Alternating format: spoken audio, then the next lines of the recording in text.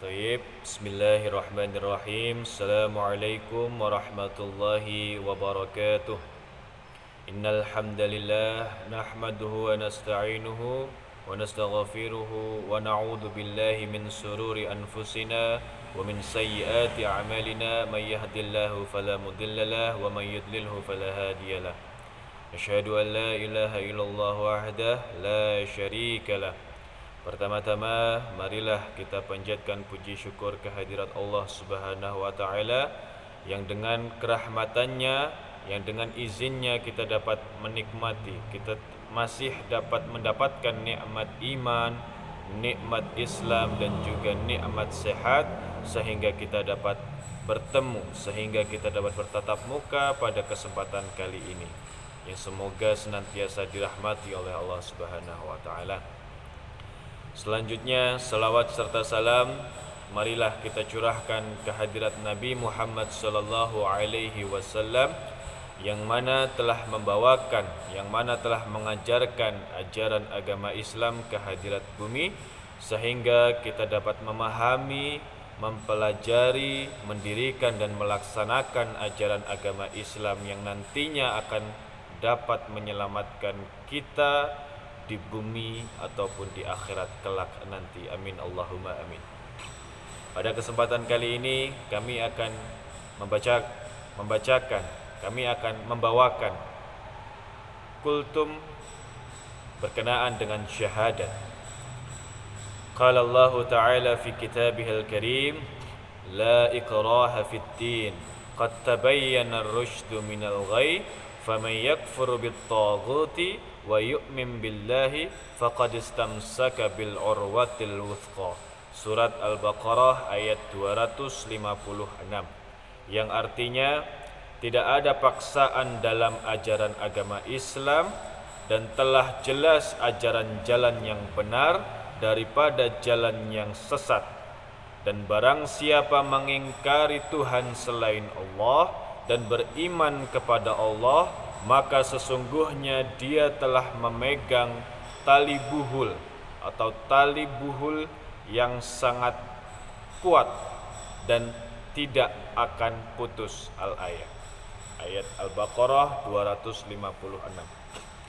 Hadirin yang dirahmati Allah Subhanahu wa taala, dari ayat di atas kita dapat mengambil intisari, mengambil kesimpulan, mengambil pelajaran bahwasannya dalam ajaran agama Islam tidak ada paksaan untuk mengikutinya, sehingga bagi siapa yang hendak berislam tidaklah paksaan menjadi jalannya, sehingga orang yang masuk dan meyakini bahwasannya syahadat Allah adalah Tuhannya dan Nabi Muhammad adalah utusannya, tidaklah paksaan sebagai hujjah atau sebagai alasan untuk menyampaikan, untuk pengikrarannya, untuk menyampaikan sumpahnya. Sehingga apa yang menjadi landasan utama seseorang mengucapkan syahadat adalah suatu keikhlasan dan suatu kejujuran tanpa paksaan. Qad tabayyana ar-rusydu minal ghayy, maka sesungguhnya telah jelas, maka sesungguhnya telah terang bahwasannya jalan yang benar dan jalan yang sesat telah ditunjukkan. Dengan apa? Dengan hadirnya ajaran agama Islam. Maka dengan hadirnya ajaran agama Islam telah nampak jalan yang benar dan telah nampak juga jalan yang sesat. Maka barang siapa menghendaki jalan yang benar, maka baginya ajaran agama Islam. Dan barang siapa menghendaki ajaran yang sesat, maka baginya ajaran selain Islam. Faman yakfur bit-taghuti wa yu'min billahi faqad istamsaka bil urwatil wuthqa. Dan barang siapa mengingkari Tuhan-Tuhan selain Allah, mengingkari Tuhan-Tuhan yang ada di bumi selain daripada Allah Subhanahu wa taala, maka sesungguhnya sesiapa yang telah mengingkari Tuhan selain Allah telah berpegang teguh pada suatu tali buhul yang sangat kuat, lan fisama laha, yang tidak akan putus. Maka dengan mengikrarkan syahadat, dengan meyakini bahwasanya tidak ada Tuhan selain Allah dan bahwasanya Nabi Muhammad adalah utusan Allah, maka orang itu sejatinya telah berpegang teguh kepada sebuah tali buhul yang amat kuat, yang mana tali itu tidak akan putus sampai kapanpun, di mana tali buhul itu akan menyelamatkannya atau menyelamatkan manusia dalam perjalanannya di dunia, sehingga kelak nanti dapat selamat di alam kubur dan juga alam akhirat kelak nanti. Hadirin yang dirahmati Allah Subhanahu wa taala, dalam syahadat juga disebutkan wa anna Muhammad dan Rasulullah, dan sesungguhnya Nabi Muhammad adalah utusan Allah. Dalam syahadat ini, dalam kalimat ini terkandung makna melebihkan dan meremehkan. Yang pertama, melebihkan bahwasannya Nabi Muhammad adalah makhluk yang paling mulia, makhluk yang paling baik, makhluk yang paling sempurna di bumi ini.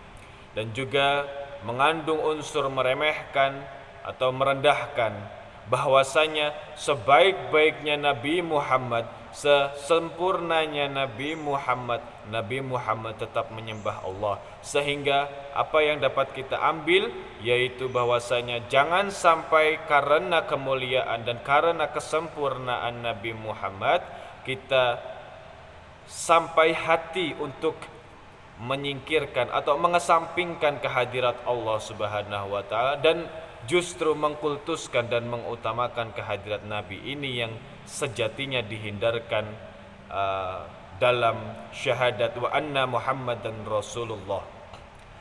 Kemudian dalam ayat lain disebutkan qul innama ana basyarum mithlukum yuha ilayya annama ilahukum ilahun wahid faman kana yarju liqa'a rabbih falyamal 'amalan salihan wala yusyrik bi'ibadati rabbih ahada. Surat Al-Kahfi ayat 110, yang artinya, katakanlah wahai Muhammad, sesungguhnya aku atau Muhammad adalah manusia atau makhluk sama seperti kalian. Diberikan wahyu kepada saya, kepada Muhammad, bahwasanya Tuhanmu adalah Tuhan Allah yang satu semata. Dan barang siapa berharap untuk bertemu dengan Nabi Muhammad dan bertemu dengan Tuhannya, maka baginya melaksanakan amalan yang saleh dan tidak menyekutukan Tuhannya dengan sekutu apapun. Surat Al-Kahfi ayat 110. Dari ayat ini kita dapat menyimpulkan bahwasannya Nabi Muhammad mengatakan, mengikrarkan bahwasanya Nabi Muhammad adalah basyar juga, adalah makhluk atau manusia juga yang diciptakan oleh Allah Subhanahu wa taala. Dan barang siapa yang mengharapkan kehadirat Allah, barang siapa yang menghendaki untuk bertemu dengan Allah, maka baginya adalah melaksanakan amalan-amalan yang saleh, perbuatan-perbuatan yang baik, dan tidak menyekutukan Allah dengan apapun. Demikian itu yang dapat kita simpulkan dari ayat di atas. Lalu dalam melaksanakan syahadat ada syarat-syaratnya. Apa yang dimaksud dengan syarat-syaratnya adalah yang pertama, ilmu. Bagi orang yang menyatakan, mengikrarkan syahadat, maka baginya syarat yang utama adalah ilmu. Dia mengetahui apa itu syahadat dan untuk apa syahadat diucapkan. Kemudian yakin, dia yakin bahwasannya anna wa asyhadu alla ilaha illallah wa anna Muhammadan Rasulullah. Dia meyakini bahwasannya Allah hanyalah Tuhan semata dan Nabi Muhammad adalah utusannya. Kemudian syarat selanjutnya adalah qabul atau menerima. Menerima dengan lapang dada, menerima dengan keseluruhannya, dengan seutuhnya bahwasanya Allah adalah Tuhan yang semata. Kemudian inqiyad. Syarat yang kedua, syarat selanjutnya adalah inqiyad, yaitu adalah patuh. Patuh kepada ajaran yang telah disampaikan Allah melalui Al-Quran, dan patuh kepada apa yang telah disampaikan oleh Nabi Muhammad atau yang biasa kita sebut dengan hadis. Kemudian syarat selanjutnya adalah ikhlas. Ikhlas tentang apapun, tentang apa yang ada terkandung dalam syahadat asyhadu an la ilaha illallah wa asyhadu anna muhammadar rasulullah. Kemudian adalah sidik atau jujur. Jujur dalam hati bahwasanya benar-benar hendak mengikuti dan mengimani syahadat kehadirat Allah Subhanahu wa taala. Yang selanjutnya adalah mahabbah atau kecintaan.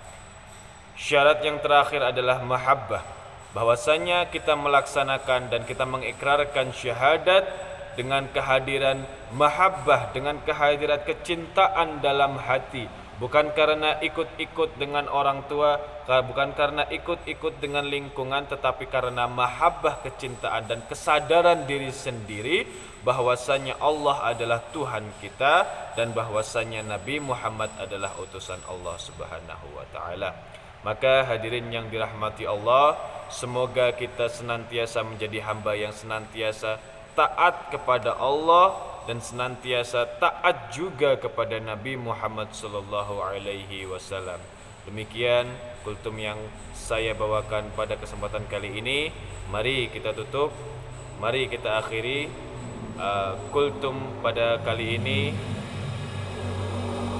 Assalamualaikum warahmatullahi wabarakatuh.